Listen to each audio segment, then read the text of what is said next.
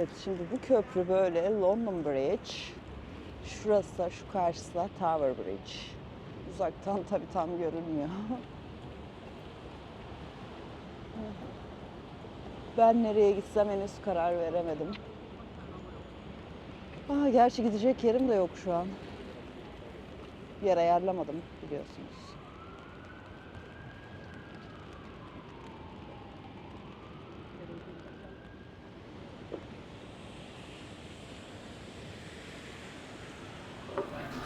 Merhabalar, ben sonunda bir yere oturdum.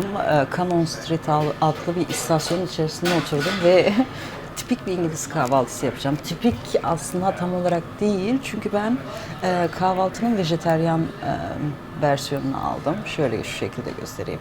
Normal tipik kahvaltı 2 sosisten oluşuyor. Yanında biraz kuru fasulye ve şöyle patatesten yapılan bir şey şu şekilde göstereyim. İşte bu ancak bunun etli versiyonu. Benimki etli versiyonu değil, vejeteryan versiyonu. Şimdi bunu yerken ayrıca da şey yapmaya kalacak yer ayarlamam gerekiyor bu akşam. Çünkü dışarısı oldukça yağmurlu, sisli ve bu havada elinde şemsiyeyle, kamerayla, sırt çantasıyla şekil yapmak gerçekten çok zor. O nedenle de benim bir an önce bu akşam kalacak bir yer ayarlamam gerekiyor. Eşyalarımı bıraktıktan sonra çıkıp rahat rahat çekim yapmam gerekiyor. O nedenle de tabii biraz önce enerji toplayalım, kendimize gelelim. Bu arada şimdi ben yemeğe başladım da şu vejetaryen sosis tam olarak neyden yapılmış bilmiyorum ama tadını pek beğenmedim. Tadı gerçekten güzel değil. Ben normal İngiliz kahvaltısı yapmak istedim ama böyle hani sosis de sevmiyorum. Hani badem vejetaryen versiyonu var, onu yiyeyim dedim. O da bilmiyorum, bilen varsa lütfen yazsınlar, çok tuhaf. Yani böyle eskimiş ekmeği alıp bir şeyler mi yapmışlar ne olmuş bilmiyorum.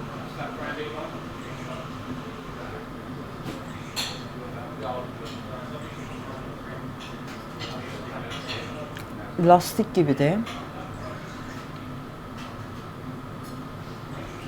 Tadı çok tuhaf. Beğenmedim açıkçası. Onun dışında zaten konserve kuru fasulye. Yumurtaları kırmışlar taze, o iyi. Evet, tereyağı var, o iyi.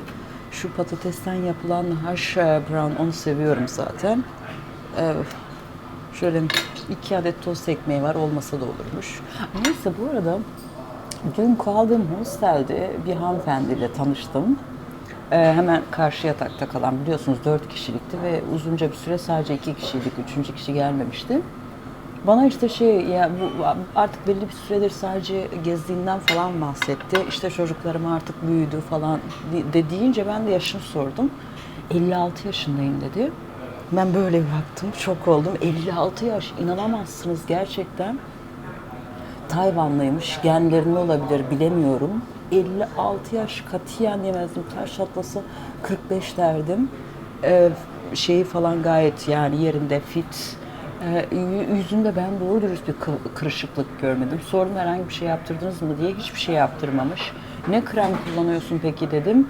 Hani özel bir şeyler mi? Yo dedik, Lidl'dan aldığım sıradan bir kremi kullanıyorum.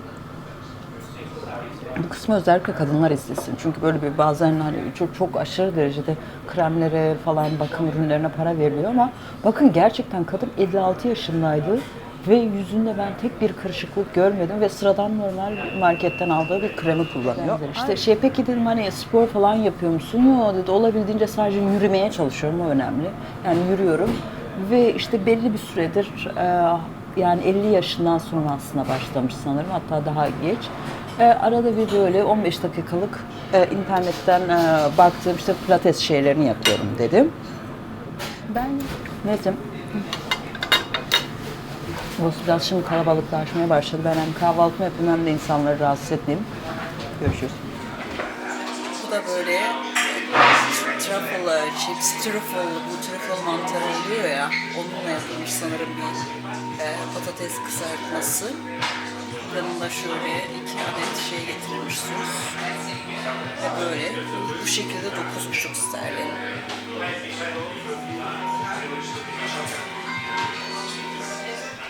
Evet, tekrardan merhabalar. Otel odama döndüm. Az önce bir markete gitmiştim. Waitrose adlı bir market. Oradan bir iki şey aldım. Sizler için denemek için. Birincisi, burada cider diye bir içecek var. O meşhur. Yani bira değil sanırım.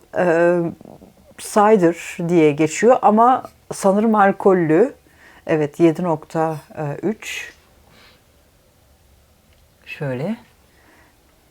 Meyveli. Bu sanırım kirazlı. Şöyle markası da bu. Gösterelim. Henry Weston's Medium Dry British Vintage. Sırf British Vintage diye aldım. Sanırım onlara özel bir şey deneyeceğiz. Bakalım başka neler varmış. Şey değil ama normal bir Evian su aldım. Sparkling, yani şeyli, bubble. Ne derler? Gazlı. Evet. Şöyle vazgeçilmezlerimden bir Lindt aldım. Portakallı. Seviyorum. Açıkçası ben şeydeki ne derler, az önce patates kızartması yemiştim ya, trüflü, o tepede Bokan'da. O beni bayağı tok tuttu tuhaf bir biçimde. Şu an bir şey yiyesim yok ama denemek için aldım birçoğunu. Bu da Waitrose'un organik cheddar peyniri. Cheddar peyniri de biliyorsunuz İngiltere'ye özel. Şu an yiyesim yok ama aldım. Şöyle, şimdi bu tür şeyler böyle küçük küçük paketlerde oldukları için böyle bakın. Ben bunları böyle alıp yolda atıştırmalık tarzında yemeyi seviyorum açıkçası. Normalde yarın kahvaltıya dahil, yarın kahvaltı fiyata dahil, ama yine de aldım neyse. Ayrıca şimdi şöyle göstereyim. Reduced. Bunlar 2 adet avokado. Normalde burada son kullanma tarihi yaklaşan her şey indirime giriyor. İngiltere için geçerli bir durum bu. Tabii şeyden şeye değişiyor. Marketten markete fiyat politikaları değişiyor. Yani bazıları gerçekten çok indiriyor. %70, %80 falan. Bazıları %50, bazıları daha az. Tabii ürünün ne olduğuna göre, son kullanma tarihinin tam olarak ne zaman olduğuna göre indirim düzeyi de değişiyor. Şimdi bu normalde 2 pound 12 sterlinmiş. Şöyle 2 adet avokado. Organik avokado bu arada. 85 peniye düşmüş. Göstereyim. Şimdi bunu indirme sebepleri şu. Şunlardan bir tanesi gayet, böyle dokunduğumda bir problemi yok, gayet iyi. Bir tanesi yumuşamış. Şimdi avokado, yani böyle dokunduğumda çöküyor. Avokadolarda şöyle bir şey var. O yumuşaklık, eğer sadece yumuşaklıksa sorun olmuyor. Ama kararmışsa içi bozulduğu anlamına geliyor. Hatta yumuşaklık çoğu zaman iyi, yani iyi bir şey, kötü bir şey değil. Şimdi bundan emin olamadım çünkü avokadonun çevresi de biraz siyah. Neyse, bir dakika. Bunu bilinçli olarak sizin için aldım ki hani İngiltere'ye geldiğinizde şeye güvenebilir misiniz, güvenemez misiniz? Bu indirimli olan ürünleri gönül rahatlığıyla alabilir miyiz diye. Bakın. Böyle. Şimdi etrafının, avokadonun kararmış olması ve içinin yumuşamış olması içinin de kararmış olabileceğine işaret ama kesin değil. İçi henüz yeşil olabilir. Deneyeceğiz. Şu an aç değilim. Yemeği düşünmüyorum ama dediğim gibi sizin için aldım, deniyorum ve sanırım yeşil mi? Bakın. Evet. Şöyle bir şey. Tam tahmin ettiğim gibi. Emin olamadığım için almıştım. Sizin için. Bakın. Evet. Şöyle.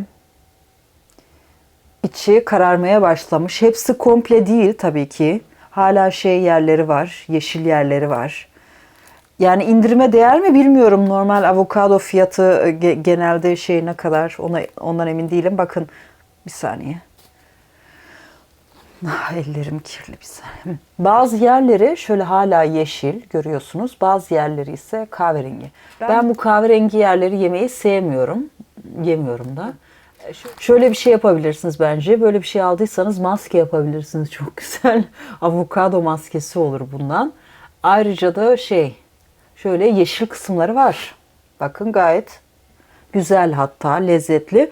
O nedenle bence şu avokadolardan yola çıkarak fikrimi söylemem gerekirse bunu indirimde gönül rahatlığıyla kesinlikle alabilirsiniz. Hiç problem değil.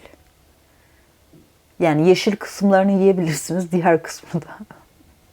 İsterseniz maske yapabilirsiniz. Apple cider aklıma geliyor benim nedense hep cider deyince ama bunun Apple'la alakası yok. Apple'mış. Ay. Evet, cahilliğim.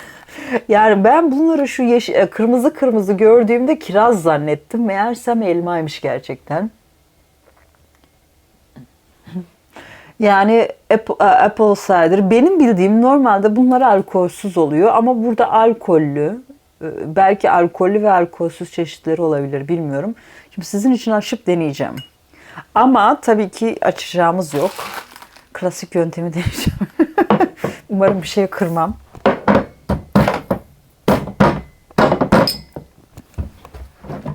Evet, bir şey kırmadan açmayı başardım.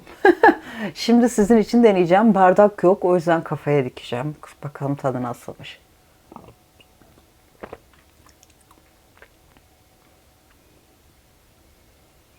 Bira gibi. Ben gerçi hafiften bira tadı veriyor ama biradan daha lezzetli çünkü ben bira içmeyi sevmem, içmem yani normalde. Ama bu içilebilecek bir şey. Yani biranın o ağır tadını sevmeyenler için hafif bira gibi bir şey. Ayrıca içtiğiniz zaman hiç alkol şeyi vermiyor. Alkollü olduğunu söylemeseniz açıkçası ben tahmin etme yani alkolsüz olduğuna inanırdım. 500 mililitreymiş bu arada. 7,3 derece alkolü varmış. Vintage. Bunun şeyi de vardı. Aynısının aslında organiği vardı. Benim hep genelde şeyim hani ilgi alanıma giren organiklerdir. İlgi alanını organiğini alacaktım normalde. Ancak sırf işte bu British Vintage falan yazdığı için bir de üzerinde şöyle British üzerine böyle British bayrağı olduğu için onların klasik bir şey olduğunu düşündüm. O nedenle bunu denemek istedim. Bilgi sahibi olanlar yazsın. Bir de lütfen bu cider ya da cider tam olarak nedir onu da bileniniz varsa yazarsa mutlu oluruz. Bu böyle evet. Normalde peyniri yemeye niyetli değildim ancak sizin için deneyeceğim. Şeylerin de biliyorsunuz cheddar'ların da şeyleri oluyor yani hani genci ve yaşlısı ya da hani şeye göre değişiyor ne kadar bekletildiğine göre. Bu mature yani hani olgun. Bu cheddar'ın olgunu öyle diyelim. Cheddar'ın yoğungu da var, genci de var. Aynı durum şey için de geçerli bu arada. Hollanda peyniri için de geçerli. Gouda için falan. Bazıları tabii hani bekletilmiş halini seviyor. Bazıları genç halini, yeni halini böyle daha olgunlaşmamış halini seviyor. Bunun şeyi sertlik derecesi 4'müş. Bakın yazıyor her şey zaten. Ve tabii ki bu da organik. Organik her zaman tercihimizdir. Bunun fiyatını hemen denemeden önce söyleyeyim. Bu arada aldığım her şey toplamda 7,35 sent tuttum. Sent diyorum, sterlin. Şöyle. Fiyatlara gelirsek avokado 2 adet 0,85. Şu cheddar peynirler 2,20. Su Evian indirimdeydi 1,85'ten 1'e düşmüş. Bu 2,50 ve bu da 1'den 80'e düşmüştü. Toplamda 7,35. Evet deneme yapıyoruz. Bu arada orada ben ödemeyi kredi kartımla yapabildim. Burada İngiltere'de benim hep böyle karşılaştığım tuhaf bir durum var. Bazı yerlerde kredi kartımla ödeme yapamıyorum. Ama normal hani Türkiye'de denilir ya maaş kartı onunla ödeme yapabiliyorum.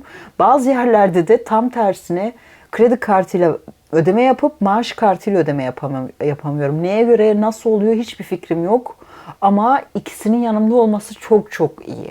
Biri beni yarı yolda bıraktığında diğerini kullanabiliyorum. Çünkü genelde para bozdurmuyorum açıkçası. Ama bu defa para bozdurmadığıma, yanımda para olmamasına çok üzüldüm. Özellikle de evsizlere denk geldiğimde ve sırf param olmadığı için üzerinde yani hani sterlin olmadığı için, pound olmadığı için onlara veremiyorum ve beni çok üzüyor gerçekten bu. O yüzden büyük ihtimalle yarın Oxford Street civarına gittiğim zaman yani o bölgeye gittiğim zaman para bozdurmayı düşünüyorum az da olsa. Çünkü diğer türlü kendimi gerçekten rahatsız hissetmiyorum onlara yardımcı olmayınca. Biliyorum. Evet, ben de aynı şekilde düşünüyorum. Kesinlikle para vermek çözüm değil. Uzun vadeli bir çözüm değil ama kısa vadeli bir çözüm. Kısa vadede gerçekten yardımcı oluyor. Bir de tabii yani neyse, bu ayrı bir mevzu. Şimdi peynirlerimizi deneyelim. Suyu denememe gerek yoktur herhalde. Bildiğiniz normal gazlı su. Bundan da büyük ihtimalle sadece bir ısırık alırım şimdi. Bu arada bazen şeyde fark ettim. Yanımda bir ürün olduğunda kamera ona odaklanıyor. Beni arkada bırakıyor. Şimdi o durum olmasın diye. Bu arada ben gerçekten bu akşam buraya ayarladığım için çok mutluyum. Çünkü tamamen kesinlikle burası şu an bir fiyat performansı oteli bence. Ayrıca ben geldiğimde gayet sakindi. Ancak yani ben check-in yaptığımda ancak az önce içeri girdiğimde bayağı büyük bir grup gelmişti. Her taraf böyle kalabalıktı. O açıdan da mutluyum.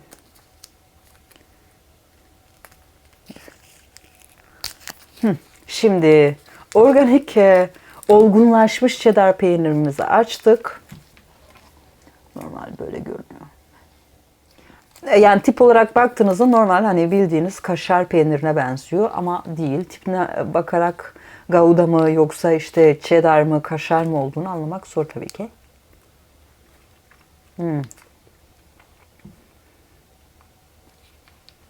Peynirin tadı nasıl tarif ediliyor ki? Yani hani kaşar peyniri yediğinizde tadı yoktur ya. Böyle bariz bir tadı yoktur. Bunun kendine has böyle baskın bariz bir tadı var. Ve sadece tat değil, bilmiyorum, o tat şeyinin yarattığı bir durum da olabilir. Kokusu var gibi. Evet. İçime çekiyorum. Peynirin şu anda kokusu var kesinlikle. İçine neler katılmış bu arada, buna da bir bakalım. Çünkü biliyorsunuz Türkiye'de her şeyle yapılıyor yani. Cheddar peynirli bilmem ne deniliyor. İçerisinde yüzde bilmem kaç cheddar peyniri var. Onun dışında her şey var. Bayağı bildiğiniz süt varmış. Tuz varmış. Bu kadar. Permitted non...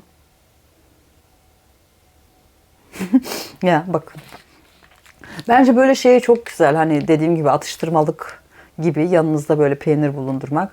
En azından başka sağlıksız atıştırmalıklara eliniz gideceğine bu şekilde çok daha iyi. Neyse, denemelerimizi yaptık. Bu akşamki işimiz bitti. Yarın. Evet, bu şekilde bu videomuzun sonuna geldik. Başka bir videoda görüşmek üzere. Sevgiler.